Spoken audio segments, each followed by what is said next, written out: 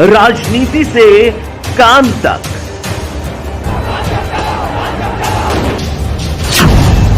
अपराध से अंजाम तक, खेत से खलिहान तक, खिलाड़ी से मैदान तक, आईफा की धमाकेदार रात, सितारों से आसमान तक, अब हर खबर पर होगी हमारी नजर। पल पल बदलती देश और दुनिया की हर खबर पाइए सीधा अपने मोबाइल पर।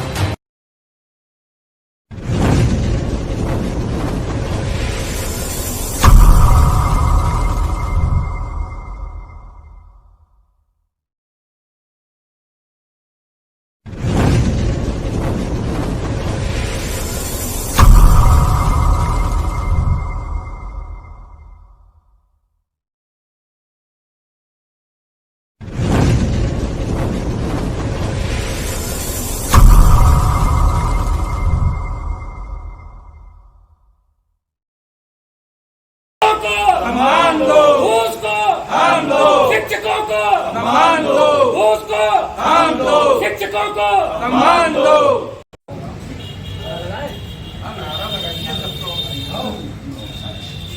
माध्यमिक शिक्षक संघ जिंदाबाद जिंदाबाद। माध्यमिक शिक्षक विभाग वाले पैसा रुपया लेकर के घूस लेकर के और वेतन पास करते हैं और प्रबंध समिति जब कार्रवाई करती है तो सिंगल हैंड ऑपरेशन करते हैं उस प्रबंध समिति का।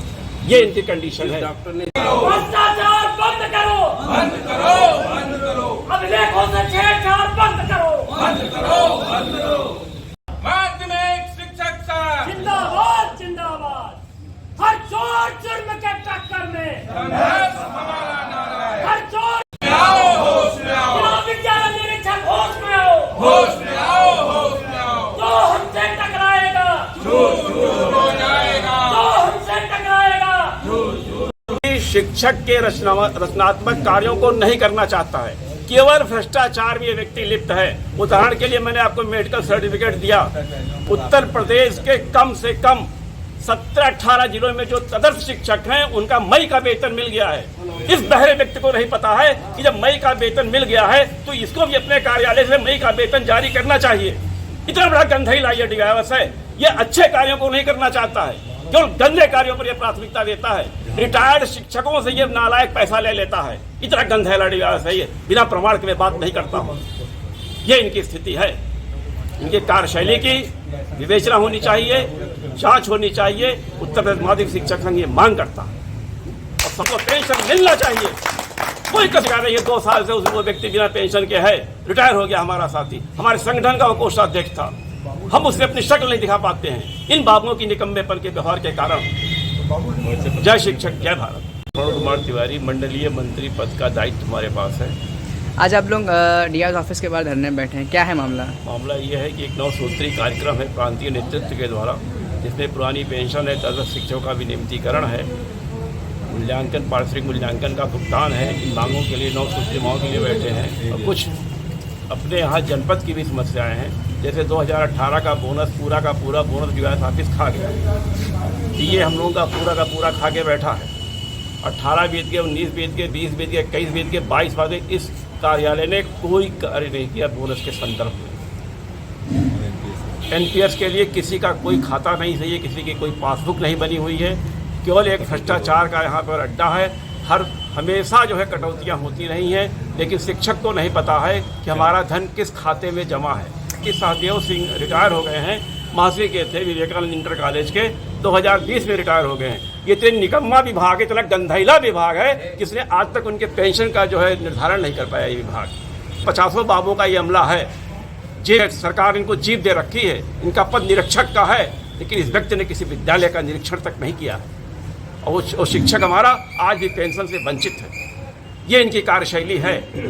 इन्हीं मांगों को लेकर के हम लोग इस डीआर कार्यालय पे एक दिवस के धरने पे बैठे। अभिलेखों से छिड़वाड़ बंद करो, ये नारे लग रहे थे। जी। किस तरह से अभिलेखों से खिलवाड़ किया जा रहा है? अभिलेखों की कंडीशन ये है कि ये जो है हमारे डीआर साहब इतने भोले हैं और इतने सज्जन व्यक्ति हैं कि ये समझ नहीं पाते हैं कि कौन सा मेडिकल का पत्र ओरिजिनल है और कौन सा फर्जी मेडिकल पर यह व्यक्ति पैसा लेकर के छुट्टी सैंक्शन करता है और विद्यालय का वो यहाँ तक कि विद्यालय का सिंगल हैंड ऑपरेशन करता है और फर्जी मेडिकल पर।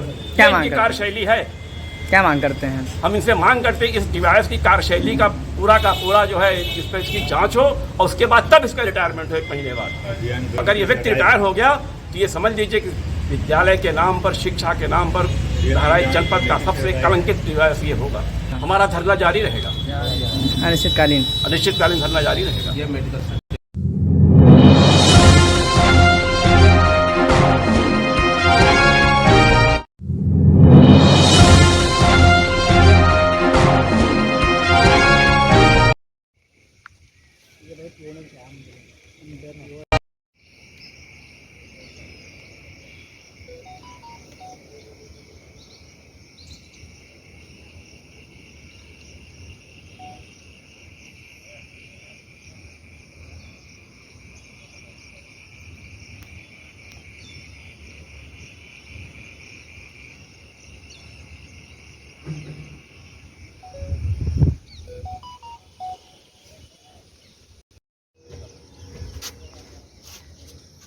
ਅੰਡਰ ਡੈਮੇਜ ਬਿਲਡਿੰਗਾਂ ਦੇ ਭਾਰੀ ਕਿਰਾਇਆ ਲਿੱਤੇ ਜਾਂਦੇ ਨੇ।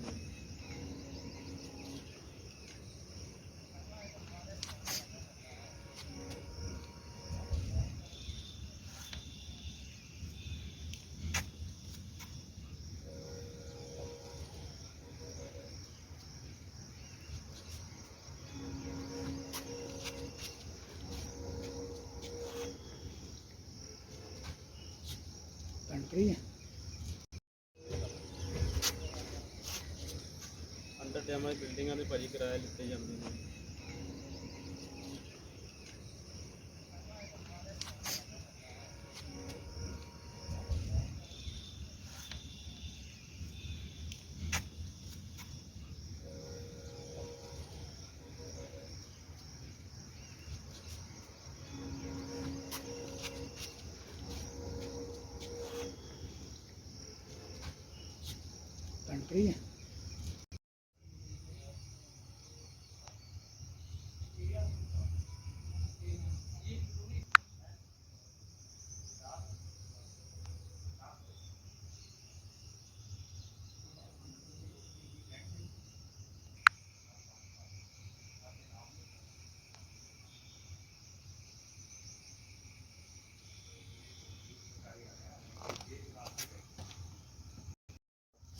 इन्हीं से बोलने वाला मैं याद क्या तोड़ी है मैं रोटी तैयार था मैं अंदर आया था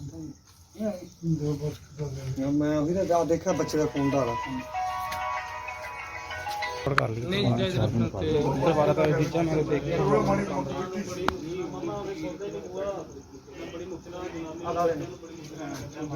सारे मिट्टी के दब के थले तेरे भरा मीडिया वाले मैंने पाई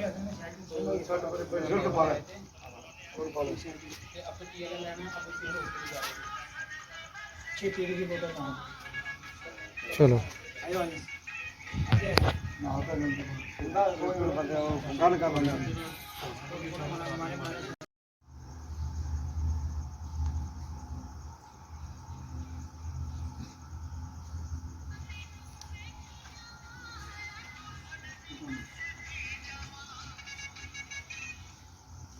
हेलो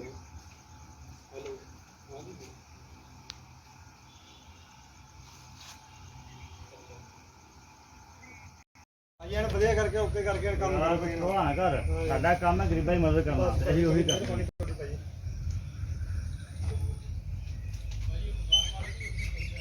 ਉਹਨੇ ਆਗੇ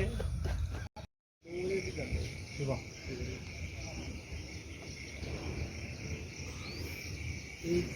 तिब्बे ऐसे बच्चे बचा लेने दबे हो बेड तो दिख नहीं रहा, बेड साडा ढका है ईंटों से।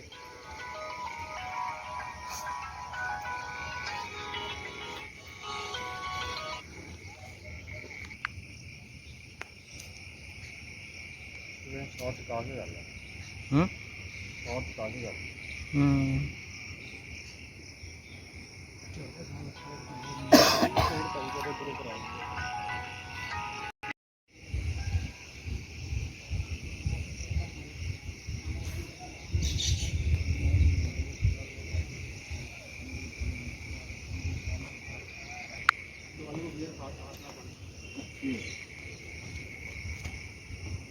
दे तो सभी दे तो ये दे तो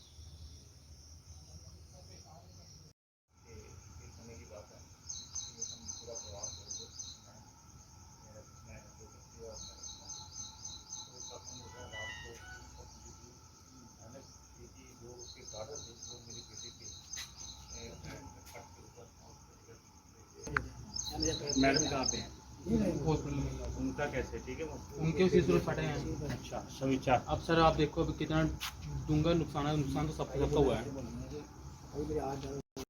किस तरह ने एक क्वार्टर के हालात में मैं कह रहा को ਜਿਹੜੀਆਂ ਤਸਵੀਰਾਂ ਦਿਖਾਣਗੇ ਕਿਸ ਤਰ੍ਹਾਂ ਜਿਹੜੇ ਹੈ ਇਹਨਾਂ ਦੇ ਕੁਆਟਰ ਵਿੱਚ ਬੈੱਡ ਵੀ ਵਿੱਚ ਪਏ ਹੋਏ ਨੇ ਸਾਰਾ ਕੁਝ ਇਹਦੇ ਵਿੱਚ ਹੀ ਮਲਬੇ ਦੇ ਵਿੱਚ ਥੱਲੇ ਦੱਬਿਆ ਹੋਇਆ ਲੇਕਿਨ ਕਿਸ ਤਰ੍ਹਾਂ ਇਹਨਾਂ ਨੇ ਆਪਣੀ ਜਾਨ ਜਿਹੜੀ ਹੈ ਬਚਾਈ ਹੈ।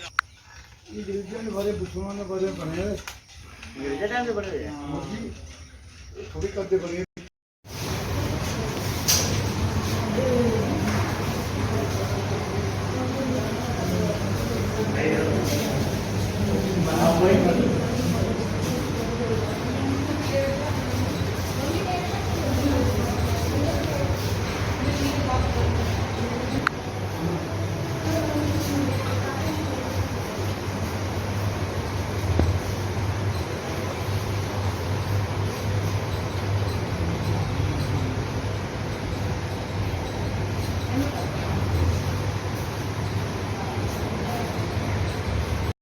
हेलो हेलो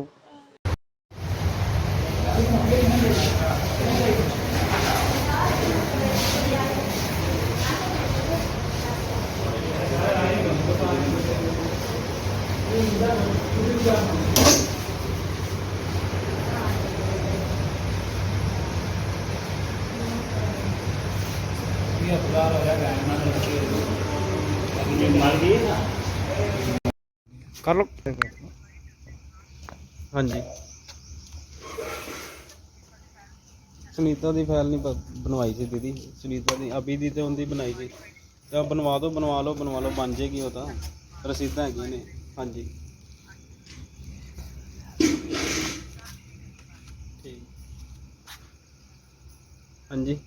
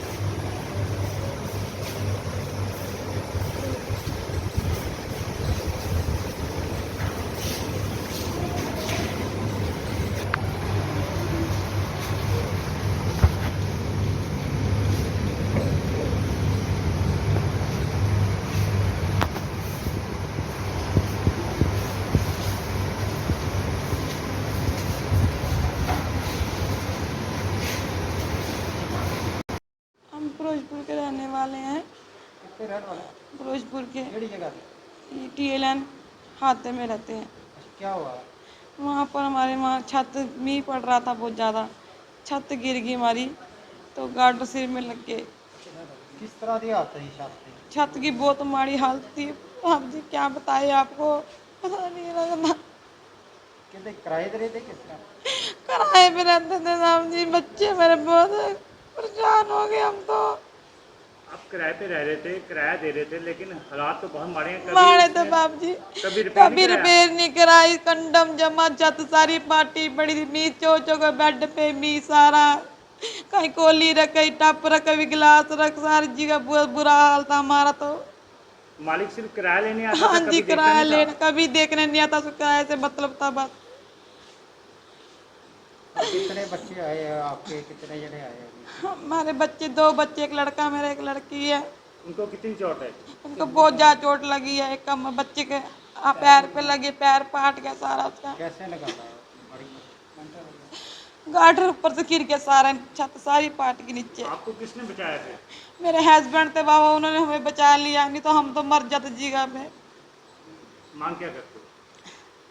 हमें इंसाफ चाहिए मेरे बच्चों को, मेरे घर वालों को, बेचारे को, हम गरीब हैं, हमारे काम धंधा तो लगता नहीं बेचारा को। कितना किराया देते थे? क्या किराया 1100 रुपया देते थे। मेरा ਭਰਾ ਹੈ ਜਿਹਦੀ ਫੈਮਿਲੀ ਸਾਰੀ ਥੱਲੇ ਆਈ ਬੱਚੇ, ਤੇ ਜਦ ਮੈਂ ਥੋੜੇ ਚਿਰ ਪਹਿਲਾਂ ਗਈ ਸੀ ਇਹਨਾਂ ਕੋਲੇ, ਤੇ ਮੈਂ ਇਹਨਾਂ ਦਾ ਕਮਰਾ ਦੇਖ ਕੇ ਕਿਹਾ ਕਿ ਇਹ ਕਿਰਾਏ ਤੇ ਨਾ ਮਤਲਬ ਇੱਥੇ ਰਹੋ, ਇਹ ਬਰਸਾਤਾਂ 'ਚ ਡਿੱਗਣ ਦਾ ਡਰ ਹੈ, ਪੂਰੀ ਤਾਂ ਟੁੱਟੀ ਹੋਈ ਹੈ ਵਿੱਚੋਂ। ਕਿਸ ਤਰ੍ਹਾਂ ਦੇ ਹਾਲਾਤ ਸੀ ਬਿਲਡਿੰਗ ਦੀ? ਬਹੁਤ ਟੁੱਟੀ ਹੋਈ ਸੀਗੀ, ਉਹ ਤਾਂ ਅਲੱਗ ਪੋਰਸ਼ਨ ਸੀ, ਇੱਕ ਛੱਤ ਦਾ ਵਿੱਚੋਂ ਸਾਰੀ ਦਰਾਰ ਸੀਗੀ, ਟੁੱਟੀ ਹੋਈ ਸੀਗੀ। ਕਦੋਂ ਦੀ ਬੜੀ ਬਿਲਡਿੰਗ? ਇਹ ਤਾਂ ਸਾਲ ਨਹੀਂ ਮੈਨੂੰ ਪਤਾ, ਕਾਫੀ ਟਾਈਮ ਦੀ ਹੋਣੀ ਹੈ। ਹਾਂਜੀ ਹਾਂਜੀ, ਇਹ ਤਾਂ 2 ਸਾਲ ਤੋਂ ਉੱਥੇ ਰਹਿ ਰਹੇ ਨੇ। ਮਤਲਬ ਇਹ ਠੇਕੇਦਾਰ ਜਿਹੜਾ ਜਾਂ ਕਿਰਾਏ ਦੀ ਗੱਲ ਕੇ ਕਿਰਾਏਦਾਰ ਹੈ, ਪੈਸੇ ਲੈ ਕੇ ਜਾਂਦਾ ਸੀ ਕਿ ਉਹਨੂੰ ਛੱਤਾਂ ਰਿਪੇਅਰ ਨਹੀਂ ਕਰਾਣੀ? ਹਾਂਜੀ ਹਾਂਜੀ, ਇਹ ਹੀ ਤਾਂ ਮੈਨੂੰ ਥੋੜਾ ਦੁੱਖ ਹੋ ਰਿਹਾ ਹੈ ਕਿ ਚਲੋ ਉਹਨਾਂ ਦੀ ਜਾਨ ਬਚ ਗਈ, ਪਰਮਾਤਮਾ ਨੇ ਬਚਾਇਆ। ਅਗਰ ਉਹਨਾਂ ਨੂੰ ਕੁਝ ਹੋ ਜਾਂਦਾ ਤੇ ਮਾਲਕ ਦਾ ਕੀ ਗਿਆ, ਮਾਲਕ ਨੇ ਤਾਂ ਕਿਰਾਇਆ ਲੈ ਦੇਣਾ। ਇਹਨਾਂ ਦੇ ਇੱਕ ਇਹ ਦਿਹਾੜੀਦਾਰ ਹੈਗੇ ਨੇ, ਇਹ ਕੋਈ ਹੋਰ ਕੋਈ ਕੰਮ ਨਹੀਂ ਕਿ ਵਧੀਆ ਜਿਹੜਾ ਜੋਬ, ਫਿਰ ਵੀ ਆਪਣਾ ਕਿਰਾਇਆ ਟਾਈਮ ਸਿਰ ਦੇ ਰਹੇ, ਤੇ ਉਹਨਾਂ ਦੀ ਕੋਈ ਜ਼ਿੰਮੇਵਾਰੀ ਨਹੀਂ ਬਣਦੀ ਕਿ ਆਪਣਾ ਘਰ ਰਿਪੇਅਰ ਕਰਾ ਕੇ ਦੇਣ। ਬੱਚੇ ਨੇ, ਛੋਟਾ ਗਰੀਬ ਇਨਸਾਨ, ਇਹ ਕਿੱਥੋਂ ਆਦੀਆਂ ਜ਼ਰੂਰਤਾਂ ਪੂਰੀਆਂ ਕਰੇਗਾ? ਹੁਣ ਪੂਰਾ ਦਾ ਘਰ ਸਮਾਨ ਬਰਬਾਦ ਹੋ ਗਿਆ, ਕਿੱਥੋਂ ਬਣਾਏਗਾ ਇੰਨਾ ਸਮਾਨ? ਬੱਚਾ ਸਕੂਲ ਜਾਣ ਵਾਲਾ, ਉਹਦਾ ਪੈਰ ਇੰਨਾ ਖਰਾਬ ਹੋ ਗਿਆ। ਹਜੇ ਵਾਈਫ ਦੀ ਉਹਨਾਂ ਨੇ ਸਕੀਨ ਦੱਸਤੀ, ਸਿਰ ਦੀ, ਗੁੜੀਆ ਦੀ ਦੱਸਤੀ ਹੈ, ਹਜੇ ਸਾਨੂੰ ਕੋਈ ਪਤਾ ਨਹੀਂ ਵੀ ਕੀ ਇਹਨਾਂ ਨੂੰ ਪ੍ਰੋਬਲਮ ਆ ਜਾਣੀ ਹੈ। ਹਜੇ ਤਾਂ ਵੈਸੇ ਐਮਰਜੈਂਸੀ ਨਾਰਮਲ ਜਿਹਾ ਹੀ ਚੈੱਕ ਕੀਤਾ ਉਹਨਾਂ ਨੇ, ਹਜੇ ਟੈਸਟ ਰਿਪੋਰਟਾਂ ਆਉਣਗੀਆਂ। ਸਾਡੀ ਤਾਂ ਸਰ ਕੋਈ ਮੰਗ ਨਹੀਂ, ਜਿਹੜਾ ਵੀ ਮਾਲਕ ਹੈ, ਕੋਈ ਕਿਰਾਏਦਾਰਾਂ ਨੂੰ ਬਾਰੇ ਉਹਨਾਂ ਦੀ ਥੋੜੀ ਸਹੂਲਤ ਕਰੋ। ਜੇ ਆਪਾਂ ਪੈਸਾ ਨਹੀਂ ਉਹਨਾਂ ਨੂੰ ਛੱਡਦੇ ਤੇ ਮਤਲਬ ਉਹਨਾਂ ਨੂੰ ਘਰ-ਬਾਰ ਤਾਂ ਅੱਛਾ ਬਣਾ ਕੇ ਦਿਵੋ। ਆਪਣੀ ਆਪਾਂ ਕੀਮਤ ਪੂਰੀ ਲੈ ਰਹੇ ਤਾਂ ਉਹਨਾਂ ਦੀ ਕੋਈ ਤਾਂ ਸੇਫਟੀ ਕਰੋ। ਲੋਕ ਉੱਥੇ ਰਹਿ ਰਹੇ ਨੇ ਇਸ ਤਰ੍ਹਾਂ ਮੌਤ ਦੇ ਸਾਇਦ। ਦੇਖ ਲਓ ਜਾ ਕੇ, ਜ਼ਿਆਦਾ ਤੇ ਉੱਥੋਂ ਦੀ ਵੀ ਚੈਕਿੰਗ ਕਰ ਲਓ, ਫੋਟੋਆਂ ਖਿੱਚ ਲਓ, ਤੁਸੀਂ ਉੱਥੇ ਵੀ ਜਾ ਕੇ ਕਰ ਸਕਦੇ ਹੋ। ਸਾਡੇ ਕਹਿਣ 'ਤੇ ਨਹੀਂ, ਤੁਸੀਂ ਉੱਥੇ ਜਾ ਕੇ ਦੇਖ ਸਕਦੇ, ਘਰ ਦੀ ਹਾਲਤ ਦੇਖ ਸਕਦੇ, ਦੂਸਰੇ ਕੁਆਟਰ ਦੇਖ ਸਕਦੇ ਜਿਹੜੇ ਨਾਲ ਰਹਿ ਰਹੇ ਨੇ। ਚਲੋ ਪਰਮਾਤਮਾ ਸਭ ਨੂੰ ਠੀਕ ਰੱਖੇ। ਅਗਰ ਜੋ ਰਾਤ ਨੂੰ ਨਹੀਂ ਉੱਠੇ, ਉਹ ਗੈਰ ਜਾਤੀ ਦੇ ਨੇ, ਚਲੋ ਭਈਏ ਨੇ ਬਾਹਰ ਦੇ, ਮਤਲਬ ਯੂਪੀ ਸਾਈਡ ਦੇ, ਨਹੀਂ ਬਚਾਇਆ ਉਹਨਾਂ ਨੇ। ਉਹ ਇਕੱਲਾ ਹੀ ਆਵਾਜ਼ਾਂ ਮਾਰਦਾ, ਥੋੜਾ ਇਹ ਸਾਈਡ ਤੇ ਪਿਆ ਸੀਗਾ, ਇਹਦੇ ਤਾਂ ਘੱਟ ਸੱਟਾਂ ਲੱਗੀਆਂ। ਮੰਨ ਕੇ ਚਲੋ ਇਹਨੂੰ ਪਰਮਾਤਮਾ ਨੇ ਬਚਾਇਆ ਆਪਣੇ ਬੱਚੇ ਕੱਢਣ ਵਾਸਤੇ। ਅਗਰ ਇਹਨੇ ਆਵਾਜ਼ਾਂ ਲਗਾਈਆਂ, ਕੋਈ ਨਹੀਂ ਆ ਰਿਹਾ, ਬਰਸਾਤ ਹੋ ਰਹੀ ਸੀ, ਕੋਈ ਨਹੀਂ ਨਿਕਲਿਆ ਬਾਹਰ। ਉਹਨਾਂ ਦਾ ਵੀ ਹੱਕ ਬਣਦਾ ਸੀ, ਸਾਨੂੰ ਉਹਨਾਂ 'ਤੇ ਵੀ ਗਿਲਾ ਹੈ ਕਿ ਆਸ ਪੜੋਸ ਹੁੰਦਾ ਹੈ ਸਿਰਫ ਇੱਕ ਦੂਜੇ ਦੀ ਮਦਦ ਕਰਨ ਲਈ। ਅਗਰ ਇਸ ਟਾਈਮ 'ਤੇ ਨਹੀਂ ਮਦਦ ਕਰ ਰਹੇ ਤੇ ਫਿਰ ਇਦੋਂ ਜ਼ਿਆਦਾ ਹੋਰ ਆਪਾਂ ਕਿਸ ਕੰਮ ਆ ਸਕਦੇ ਕਿਸੇ ਇਨਸਾਨ ਦੇ? ਅਗਰ ਇਹਨਾਂ ਦੀ ਕਿਸੇ ਦੀ ਕੋਈ ਪ੍ਰੋਬਲਮ ਆ ਜਾਂਦੀ ਫਿਰ। ਮੇਰਾ ਨਾਮ ਐਂਥਨੀ ਸਰ। ਕਿੱਥੇ ਦੇ ਰਹਿਣ ਵਾਲੇ? ਅਸੀਂ ਹੈਗੇ ਜੀ ਆਪਣਾ ਸੁਖਪਾਲ ਸਿੰਘ ਨੰਨੂ ਦੇ ਬੈਕ ਸਾਈਡ ਤੇ ਗ੍ਰੇ ਕਨਾਲ ਵੱਧਦੀ ਹੈ ਜੀ। ਅੱਛਾ, ਕੀ ਇੱਥੇ ਕਿਵੇਂ ਰਹਿ ਰਹੇ ਹੋ? ਇੱਥੇ ਸਰ ਕਿਰਾਏ ਤੇ ਰਹਿ ਰਹੇ ਆ ਸਰ। ਕੀ ਇਹ ਖਸਤਾ ਬਿਲਡਿੰਗਾਂ ਦੇ ਵਿੱਚ ਕਿਸ ਤਰ੍ਹਾਂ ਰਹਿਣ? ਇਹ ਸਰ ਆਪਣਾ ਇੱਧਰ ਦੇ ਮਾਲਕ ਹੈਗੇ ਨੇ, ਉਹ ਕਿਰਾਇਆ ਲੈ ਕੇ ਜਾਂਦੇ ਨੇ ਜੀ ਇੱਧਰੋਂ। ਕੌਣ ਨੇ ਮਾਲਕ? ਮਾਲਕ ਹੈਗੇ ਨੇ ਜੀ ਇੱਥੇ ਬਸਤੀ ਭਾਗ ਸਿੰਘ ਦੇ ਜੀ। ਅੱਛਾ, ਹਾਂਜੀ। ਤੇ ਖਸਤਾ ਬਿਲਡਿੰਗਾਂ ਦੇ ਵਿੱਚ ਕਿਸ ਤਰ੍ਹਾਂ ਦੇ ਹਾਲਾਤ 'ਚ ਰਹਿ ਰਹੇ? ਬਹੁਤ ਮਾੜਾ ਹਾਲ ਹੈ ਜੀ। ਲਗਾਤਾਰ ਬਾਰਿਸ਼ ਦੇ ਵਿੱਚ ਨਾ ਜੀ ਸਾਰਾ ਛੱਤਾਂ ਸਾਰੀਆਂ ਚੁੰਦੀਆਂ ਰਹੀਆਂ ਜੀ। ਮਾਲਕ ਨੂੰ ਵੀ ਕਿਹਾ ਜੀ ਅਸੀਂ, ਮਾਲਕ ਜੀ ਤੁਸੀਂ ਰਿਪੇਅਰ ਕਰਾ ਕੇ ਦਿਓ ਸਾਨੂੰ, ਤੇ ਕੋਈ ਗੌਰ ਨਹੀਂ ਹੋਈ ਜੀ। ਤੇ ਰਾਤੀ ਅਸੀਂ ਸਮੇਤ ਪਰਿਵਾਰ ਸੁੱਤੇ ਹੋਏ ਸੀਗੇ ਜੀ, ਤੇ ਸਾਡੇ ਤੇ ਆਣ ਇੱਕਦਮ ਨਾਲ ਜੀ ਗਾਰਡਰ ਦਾ ਸਾਰਾ ਵਜਨ, ਯਾਨੀ ਕਿ ਸਾਰਾ ਪੂਰੀ ਛੱਤ ਸਾਡੇ ਉੱਤੇ ਡਿੱਗ ਗਈ ਜੀ ਸਰ ਜੀ। ਮੇਰੇ ਨਿੱਕੇ ਨਿੱਕੇ ਬੱਚੇ ਜੀ, ਸਾਰੇ ਨਿੱਕੇ ਨਿੱਕੇ ਬੱਚੇ ਮਲਬੇ ਦੇ ਥੱਲੇ ਦਬੀਜ ਗਏ ਸਰ ਜੀ। ਕਿਸ ਤਰ੍ਹਾਂ ਕੱਢੇ? ਬੜੀ ਮੁਸ਼ਕਿਲਾਂ ਨਾਲ ਕੱਢੇ ਸਾਹਿਬ ਜੀ। ਮੈਂ ਉਹਨਾਂ ਨੂੰ ਇੱਕ ਹਨੇਰਾ ਗੁੱਪ ਹੋ ਗਿਆ ਸਰ ਜੀ। 2 ਵਜੇ ਦੀ ਗੱਲ ਹੈ ਸਰ ਜੀ, ਰਾਤ ਦੀ। ਹਾਲਾਤ ਕਿਸ ਤਰ੍ਹਾਂ ਦੇ ਉਹਨਾਂ ਦੇ? ਹਾਲਾਤ ਸਰ ਉਹਨਾਂ ਦੇ ਬਹੁਤ ਮਾੜੇ ਨੇ ਜੀ। ਉਹਨਾਂ ਦੇ ਪੱਟ ਤੇ, ਮੁੰਡੇ ਦੇ ਮੇਰੇ ਪੱਟ ਤੇ ਜੀ ਗਾਡਰ ਲੱਗ ਗਿਆ ਜੀ। ਉਹਦਾ ਪੈਰ ਸਾਰਾ ਪਾਟ ਗਿਆ ਸਰ ਜੀ। ਉਹਦਾ ਗੁੜੀਆ ਦੇ ਮੇਰੇ ਗਾਡਰ ਲੱਗਿਆ ਸਿਰ ਦੇ ਵਿੱਚ ਸਰ ਜੀ। ਦਾਖਲ ਕਰਵਾਏ ਨੇ? ਹਾਂਜੀ ਸਰ ਜੀ। ਕਿੰਨੇ ਜਣੇ ਜ਼ਖਮੀ ਹੋਏ ਨੇ? 3.5 ਜਣੇ ਜ਼ਖਮੀ, ਚੌਥਾ ਮੈਂ ਜੀ। ਆ ਦੇਖ ਲਿਓ ਮੇਰਾ ਹਾਲਤ ਜੀ। ਮੈਂ ਬੜੀ ਮੁਸ਼ਕਲਾਂ ਨਾਲ ਆਪਣੇ ਬੱਚੇ ਦਾਖਲ ਕਰਾਏ ਆ ਜੀ ਸਿਵਲ ਹਸਪੀਟਲ ਜਾ ਕੇ। ਹੁਣ ਪ੍ਰਸ਼ਾਸਨ ਤੋਂ ਕੀ ਮੰਗ ਕਰਦੇ ਹੋ? ਪ੍ਰਸ਼ਾਸਨ ਤੋਂ ਇਹੀ ਅਸੀਂ ਇਨਸਾਫ ਮੰਗਦੇ ਹਾਂ ਜੀ। ਬਸ ਜੀ ਇਨਸਾਫ ਕੀਤਾ ਜੀ ਸਰ ਜੀ।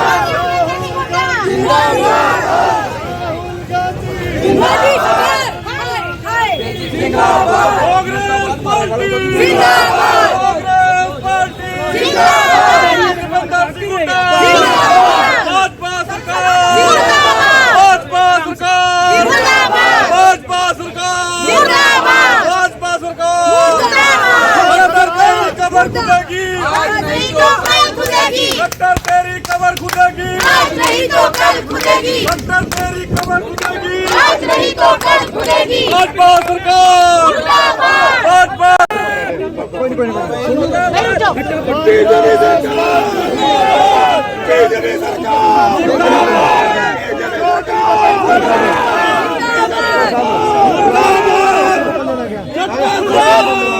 मजबूत रूप में हमारे साथ आए हुए सभी का मैं अपने हल्का सडौरा की ओर से, साथ ही भाई ब्रिजपाल छप्पर की ओर से, कांग्रेस पार्टी की ओर से आभार व्यक्त करना चाहूंगा। साथ ही हमारे स्टेज का संचालन कर रहे हमारे भाई सतीश एडवोकेट जी का भी आभार व्यक्त करूंगा, जिन्होंने मुझे आधे मिनट का समय दिया। मैं इसीलिए लोगों का यहाँ पर धन्यवाद करने के लिए एकत्रित आया हूँ। साथ ही मैं पहले तो निवेदन करता हूँ कि हमारी एक गाड़ी 0017 गेट के आगे खड़ी हुई है, जिसके कारण जाम लगा हुआ है, कृपया करके उसको हटाने का काम करें। मैं आज की इस सभा के मुख्य अतिथि, चाहे हम चुनाव आयोग की बात करें, चाहे हम आपकी जुडिशरी की बात करें, एक इन पे विश्वास होता है। और आपके सामने है कि कहीं भी अगर कोई प्रदेश सरकार से कि कोई कांड हो जाता है और लोगों का विश्वास उठ जाता है, तो आम जनता ये कहती है भाई सीबीआई की जांच करो। और अगर सीबीआई और ईडी अपने विरोधियों के लिए इस्तेमाल होनी शुरू हो जाएगी, इनसे लोगों का विश्वास उठ जाएगा, तो ये बहुत खतरनाक है। आज की जो सरकार है, जो ज्वलंत मुद्दे हैं उनसे ध्यान हटाने के लिए, अब आप देखिए पार्लियामेंट का सेशन शुरू हुआ, 2 दिन पहले पार्लियामेंट का सेशन हुआ, कल सोनिया जी को बुला लिया। आज ये सिर्फ अपनी जो इनकी विफलताएं, आज महंगाई बढ़ रही है और इस कदर महंगाई बढ़ रही है कि जिन चीजों पे 75 साल पहले भी टैक्स कोई नहीं था, उन पे भी टैक्स लगा दिया। हर चीज के दूध पे, पनीर पे, दही पे, मक्खन पे, अनाज पे, सब पे टैक्स लगा दिया। इनमें मुर्दे के सामान पे भी टैक्स लगा दिया। सरकार अच्छी चिकित्सा मिले, इसके लिए जिम्मेवारी होती है। इन्होंने तो कमरे जो हॉस्पिटल में प्राइवेट लेते हैं उस पर भी जीएसटी लगा दिया। इस प्रकार की इनकी विफलताएं हैं, बेरोजगारी बढ़ रही है। इस प्रकार से हरियाणा प्रदेश के अंदर किस प्रकार से कानून व्यवस्था की स्थिति खराब हुई है, आज कोई भी सुरक्षित नहीं। और तो और जो अर्थव्यवस्था डॉक्टर मनमोहन सिंह जी के समय देश एक बुलंदियों पे था और 80 रुपए से ऊपर आज डॉलर पहुंच गया। इन्हीं की नेता होती थी स्वर्गीय श्रीमती सुषमा स्वराज, वो कहती थी कि अगर डॉलर का रेट बढ़ता है, रुपये की कीमत घटती है, तो देश की साख घटती है। तो आज उन चीजों पे चर्चा ना हो, तो ये अपने विरोधियों को दबाने का काम कर रहे हैं। हमारा आज जो विरोध प्रदर्शन यमुनानगर जिले के कार्यकर्ता कांग्रेस पार्टी का इस बात के लिए है कि आप ईडी का, सीबीआई का इस्तेमाल अपने विरोधियों पर ना करके जनता का एक विश्वास जीते, ताकि उन संस्थाओं के ऊपर जनता का विश्वास बना रहे। दोबारा बुलाया सोनिया गांधी जी? नहीं, वो एक बार नहीं, जब 20 बार बुलाएं। राहुल गांधी से 55 घंटे बाद बात, राहुल गांधी सोनिया गांधी से जितनी मर्जी पूछताछ करें।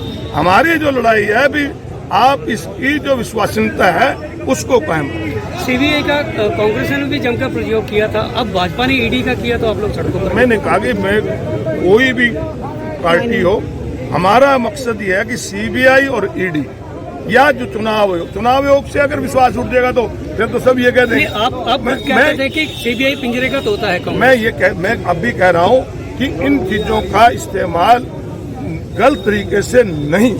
मेरा मतलब आज भी यही है कि इन चीजों पे लोगों को विश्वास होना चाहिए। हमें देश के कानून पे विश्वास है। हमेशा इश्यूज पे लड़ाई लड़ती है और ये सरकार है कि किस प्रकार से आज मुद्दों से लोगों को भटकाया जा सके। पार्लियामेंट का सेशन शुरू होना था और ईडी में श्रीमती सोनिया गांधी को बुला लिया, क्योंकि आज देश के क्या हालात हैं। देश के अंदर महंगाई इतनी बढ़ रही है। अभी जिक्र कर रहे थे कि जिन चीजों पे 75 साल पहले तक भी कोई टैक्स नहीं था, इन्होंने तो उन पे भी टैक्स लगा दिया। इन्होंने तो मुर्दे के सामान पे भी टैक्स लगा दिया। और पहले ही साथियों इतनी महंगाई थी, हॉस्पिटल के डॉक्टर इतना पैसा चार्ज करते थे, उन पे भी जीएसटी लगाकर आपकी जेब पे डाका डालने का काम किया। ये पहले इतने डाका डाल रहे हैं, पेट्रोल पे डाका डाला, डीजल के रेट बढ़ाकर डाका डाला, रसोई गैस के रेट बढ़ाकर डाका डाला, और अब दूध पे, दही पे, पनीर पे, अनाज पे लगाकर आपकी जेब में डाका डाला। मुझे एक बात याद आती है साथियों, एक सेठ के घर में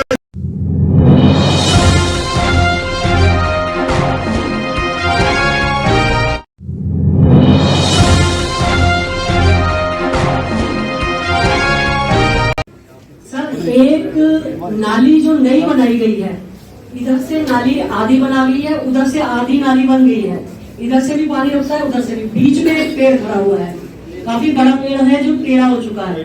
उसकी खुदाई हमने करवाई, विधायक जी को दिखाया, उन्होंने कहा कि यू के आकार में इसकी नाली बना देंगे। सर जब उसका हमने यू आकार लिया तो पेड़ गिरने वाला हो गया। उसके बाद फिर मैंने उसमें मिट्टी भरवा दी कि ये पेड़ गिर जाएगा, कि मतलब पेड़ की तरफ भी किसी ने ध्यान नहीं दिया। दूसरा सर ये है कि एक बार सड़क को चेक जरूर करवाएं। वो पूरी सड़क धुल चुकी है, अभी बनी नहीं है सर पूरी, मतलब बनते बनते नहीं, खत्म हो चुकी है। मेरी इतनी शिकायतें हैं कि मतलब इतना ध्यान होने के बाद सब नोट कर रहे हैं।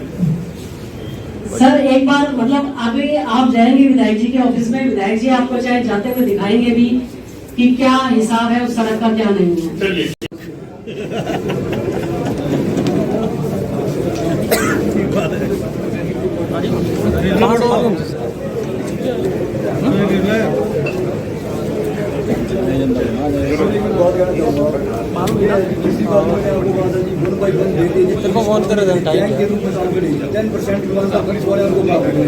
कॉमन चीज डीएसपी साहब है, उनके दफ्तर में मेरे को धमकी दी एसआई ने, तब नहीं कुछ किया। डीएसपी गलत बोलिया तब नहीं किया जी। एसपी साहब से उम्मीदें हैं जी सर शहर को, लेकिन वो काम नहीं करने दे रही जी। पूरे शहर में बड़ा कहाँ जाए पूरे बताओ जी, सब परेशान करते हैं सर। मेरे सब कोई वारदात हो रही, कौन जिम्मेवार होगा? चलिए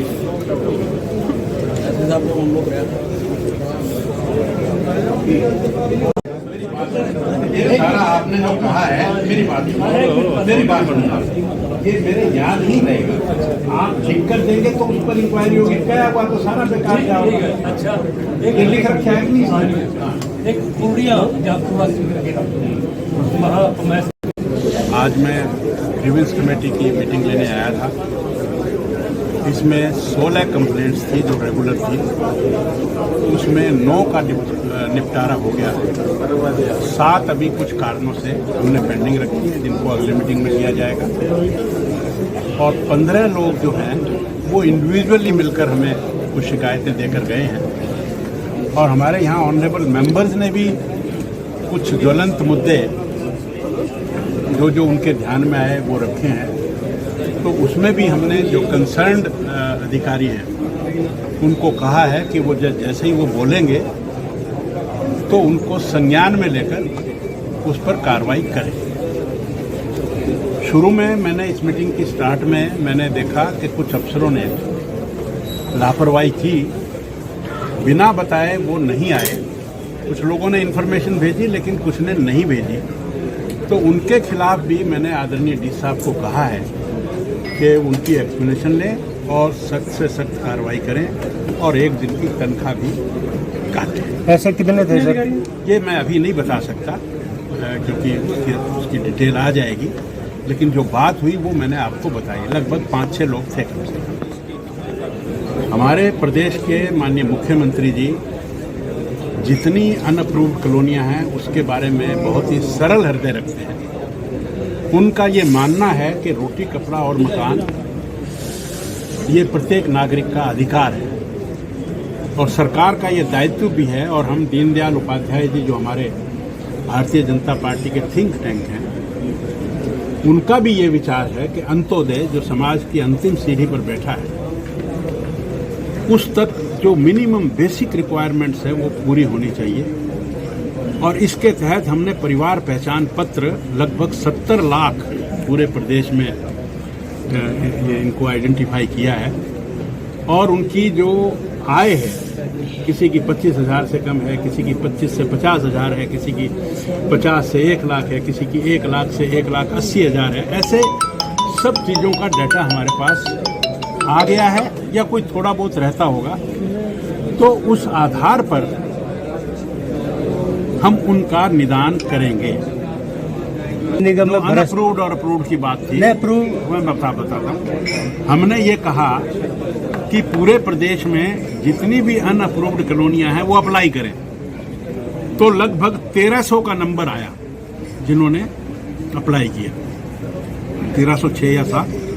उसके बाद उसमें से जो यूएलबी की है, ये कहा कि पूरे प्रदेश में जितनी भी अनअप्रूव्ड कॉलोनियां हैं वो अप्लाई करें, तो लगभग 1300 का नंबर आया जिन्होंने अप्लाई किया, 1306 या 7। उसके बाद उसमें से जो यूएलबी की 145 है, तो हमने सभी निगमों को, सभी यूएलबीज को कहा है कि ये जो 845 हैं इनका आप ब्यौरा और अपना एक जो कमेटी है उसमें रेजोल्यूशन पास करके हमें भेजें, ताकि हम उनको रेगुलराइज करें, उनसे डेवलपमेंट चार्जेस हम लें और फिर वहाँ पर जो सुविधाएं हैं, हालांकि कुछ सुविधाएं तो अभी भी उनको मिली हुई हैं, लेकिन एक विधिवत तरीके से सरकार उनमें सुविधाएं देने का दायित्व। डेमोक्रेसी है, हमारी पार्टी है, भारतीय जनता पार्टी है, हम तो सबको चांस देते हैं। और जो नहीं मानने की बात नहीं है,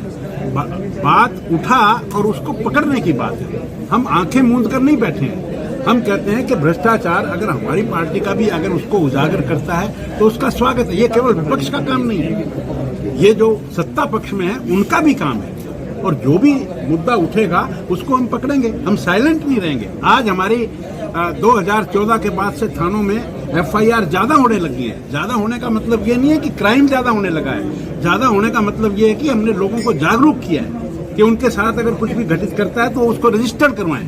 हमने महिला थाने खोले, महिला थाने, मेरी बात सुनिए, नहीं आपने जो प्रश्न पूछा, मैं जो आपने प्रश्न पूछा उसी का जवाब दे रहा हूँ। तो ये जो लोगों ने मुद्दे उठाए, इसका मतलब ये नहीं है कि हम भ्रष्टाचार को दबाना चाहते हैं। हम तो भ्रष्टाचार को उजागर करके उसको पकड़ना चाहते हैं। इंक्वायरी करेंगे ना, जो मुद्दा उठा उस पर हम इंक्वायरी करेंगे।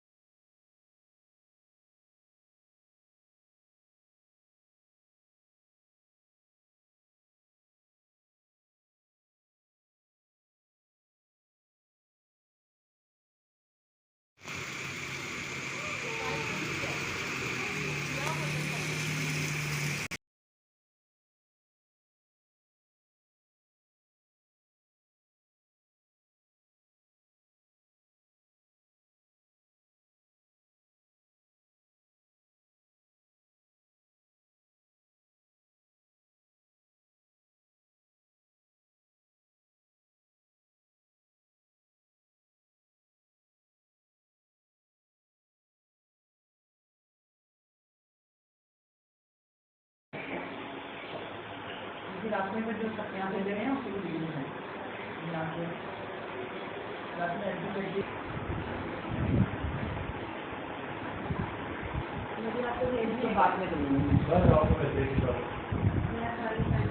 अब्दुल मैडम कभी वीडियो बनाना एक चीज़ नोट करना जे मान लो तुम बैठे मान लो साड़ी काउंसलिंग कर रहे हो पिछों ही आए नहीं मैं वैसे कह रहा बहुत ब्लर तो होती है बट वैसे कह रहा है लेकिन आप सब कुछ छूट के साथ लेकिन आप मुंडे की शक्ल आई ना कुड़ी की शक्ल है मान लो खबर देखती कल कुछ कर ले रही हो चाहे वो लव गल कर दी है या बिना नहीं मैं बैक कल करीब सुबह 10:30 बजे गवर्नमेंट स्कूल से हमें फ़ोन आता है किसी टीचर ने कंप्लेंट किया कि एक बच्ची जो बहुत रो रही है वो ये बता रही है कि उसके घर में कुछ सेक्सुअल एक्सप्लॉयटेशन होता है उसके मामा के द्वारा। उसी वक्त टीम वहाँ पहुंची, हम लोगों ने उससे बात किया बच्चे से। एंड अचंभित करने वाली बात ये थी कि वो सबसे बड़ी बच्ची है घर की, 16-17 साल की। उसके नीचे 3 और भाई बहन हैं। एंड जब सभी से बात किया गया तो सभी से एक ही तरह का फीडबैक मिला कि यस हमारे साथ भी कोशिश की गई है या हमारे साथ भी ये कोशिश की गई है। तो उस वक्त फिर बच्चों को वहाँ छोड़ना मुनासिब नहीं था या फैमिली के बीच में जाना, क्योंकि बच्चे इतने डरे हुए थे कि हम घर जाएंगे तो हमारी मम्मी हमें मार डालेगी, क्योंकि पहले भी इस तरह का कोई इंसिडेंट हुआ था उसी इस दूसरे मामा के साथ, तो मम्मी ने चुप करा दिया था, तो इसलिए हम घर नहीं जाएंगे। तो बच्चे हम लोगों ने रेस्क्यू कर लिए वहाँ से, हम उनको लेके चाइल्ड लाइन में आ गए।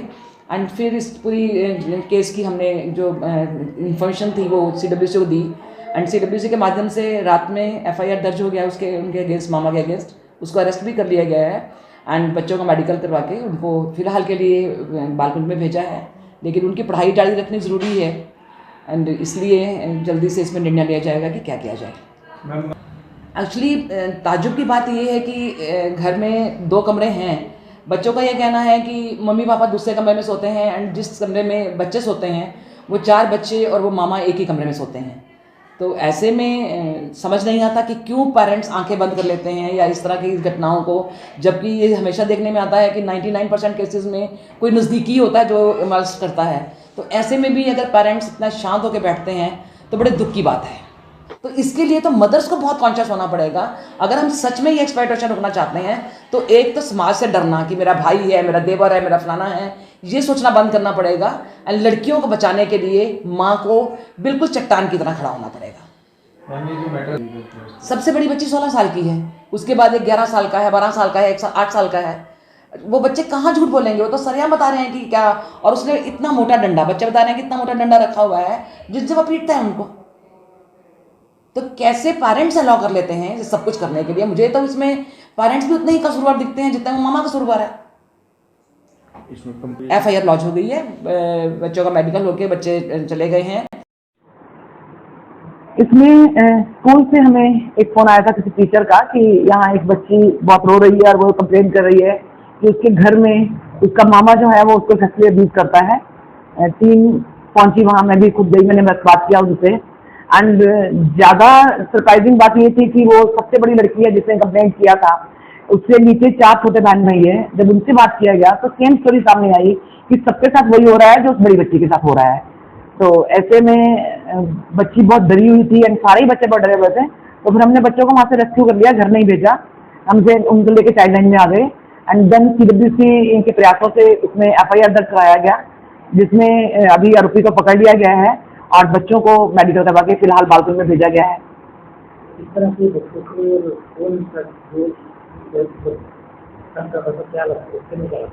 बच्चे सगा मामा है जो रिश्ते में लगता है। एंड बच्चे 10वीं क्लास में बच्ची पढ़ती है, 7वीं क्लास में पढ़ता है, 6वीं में पढ़ता है, 4वीं में पढ़ता है, इतने छोटे छोटे बच्चे हैं। एंड लड़कों ने भी कंप्लेंट किया। एंड ऊपर से सिर्फ सेक्सुअल अब्यूज ही नहीं, उनको टॉर्चर भी किया जाता है कि बहुत मोटा डंडा रखा हुआ है जिससे वो पिटाई करता है। पिटाई वाला सारा इंसिडेंट पेरेंट्स भी जानते हैं, स्पेशली मदर जानती है कि वो उनको पीटता है। अब वो जिस शरारत करते हैं इसलिए पीटता है। मतलब कैसे मदर कैसे अलाउ कर देती है, हमारे लिए ये बहुत अचंभित करने वाली बात है। FIR दर्ज हो गई है, वो नेचुरली अरेस्ट हो गया है, आगे की कार्रवाई सपोर्ट करेगा। हमारा मेनली मकसद ये है कि बच्चे प्रोटेक्ट होने चाहिए, बच्चे इस ट्रॉमा से बाहर निकलने चाहिए कि वो डरे नहीं, क्योंकि अभी भी हमारे तक खबर बहुत लेट पहुंची है। इससे पहले उनका एक बड़ा मामा आके उसको कर चुका है एंड बड़े मामे को उन्होंने भगा दिया है घर से मारपीट के। उसके बाद भी मदर ने अलाउ किया कि वो उसी कमरे में जिस कमरे में बच्चा सोता है, बच्चे सोते हैं चारों के चारों, उन्हीं के साथ वो मामा सोता है। तो ऐसे में बहुत ज्यादा सोचने वाली बात ये है कि जब आपने एक बार धोखा खाया हुआ है, अब दूसरी बार कैसे किसी को अलाउ कर दे रहे हैं सब कुछ करने के लिए। राजनीति की धार हो या खेल की रफ्तार, गांव की चौपाल हो या शहरों का धमाल, आप तक पहुंचेगी हर एक खबर सबसे